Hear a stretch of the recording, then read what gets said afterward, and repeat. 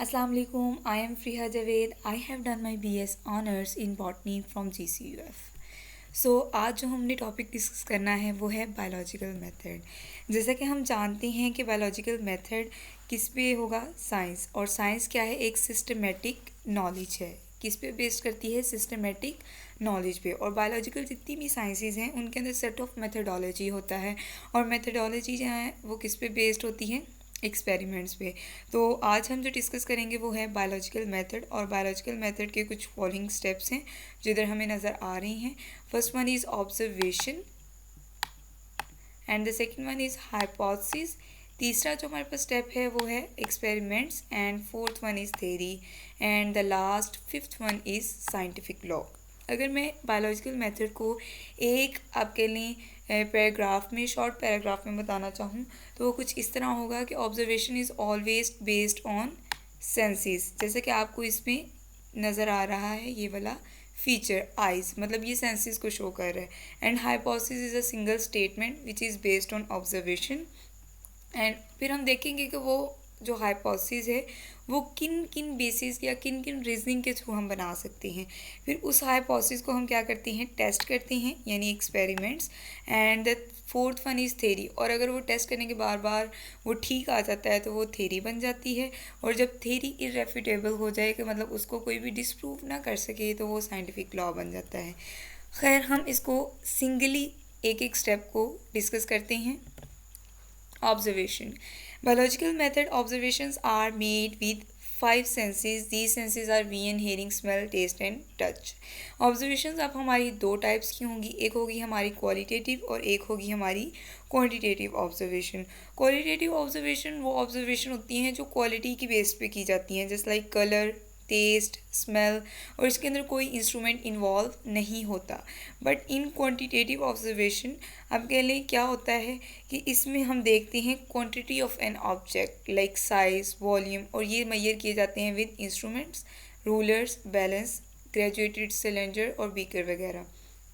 और ये आप कह लें जो रिजल्ट्स हैं वो मेजरेबल होते हैं, और वो नंबर्स की फॉर्म में, ग्राफ्स की फॉर्म में, किसी भी फॉर्म में दी जा सकती हैं। The next step is hypothesis.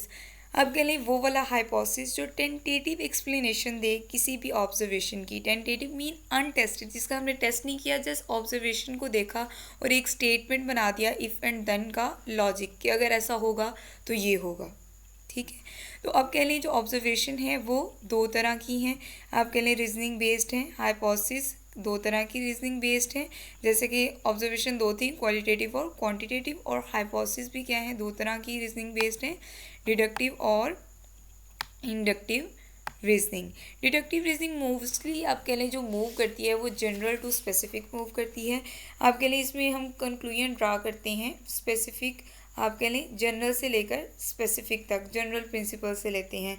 अगर हम एग्जांपल ले लें कि अगर हम एक्सेप्ट करते हैं कि जितने भी बर्ड्स हैं उनके विंग्स होते हैं, तो स्पैरो और ऑल्सो बर्ड्स, तो स्पैरो भी क्या है? उनके पास भी क्या होंगे? विंग्स होंगे। ये हो गया एक डायरेक्ट मेथड जो आप कह लें किसका है?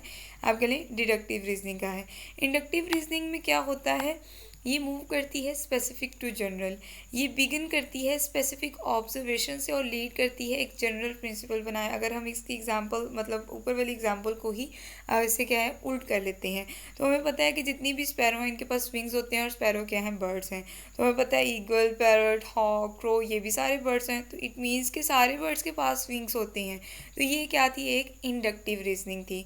तो हाइपोथेसिस दो रीजनिंग पर बेस्ड है, डिडक्टिव और इंडक्टिव रीजनिंग पे। The next step is experiments.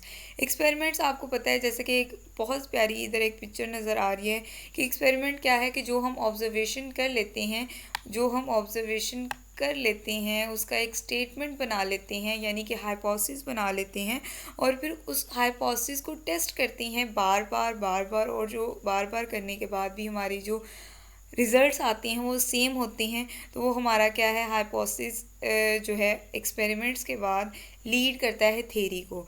अगर आपको कह लें हाइपोथेसिस जो है ना वो प्रूव्ड रॉन्ग ना हो, तो ये कॉन्फिडेंस जो साइंटिस्ट का है वो इंक्रीज़ हो जाता है कि हाँ जो मैंने किया है वो करेक्ट है, तो ये थेरी को लीड करेगा। अगर यहाँ पर ये आप कह लें रॉन्ग हो गया, तो वो वाला जो प्रोसेस था ऑब्जर्वेशन और हाइपोथेसिस फॉर्मेशन का वो दोबारा किया जाएगा। The next step is theory.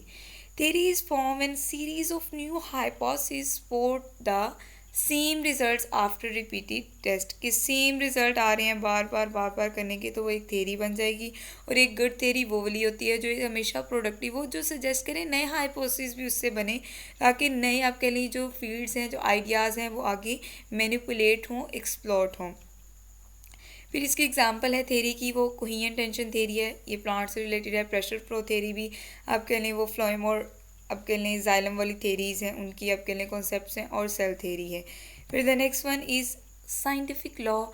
Scientific law तब बनता है जब कोई भी थेरी, मैंने पहले भी आपको बताया कि इररेफ्यूटेबल हो, उसको डिसप्रूव नहीं किया जा सके, नज़रअंदाज गलत साबित ना किया जा सके, यूनिफॉर्म हो, कांस्टेंट हो, यहाँ भी हो, और कोई और भी साइंटिस्ट कहीं और कर रहा है, जैसे कि पाकिस्तान में हम, तो अगर पाकिस्तान में कर रहे हैं तो यहाँ भी ठीक आए रिजल्ट्स, बिल्कुल तो इसको गलत साबित ना किया जाए।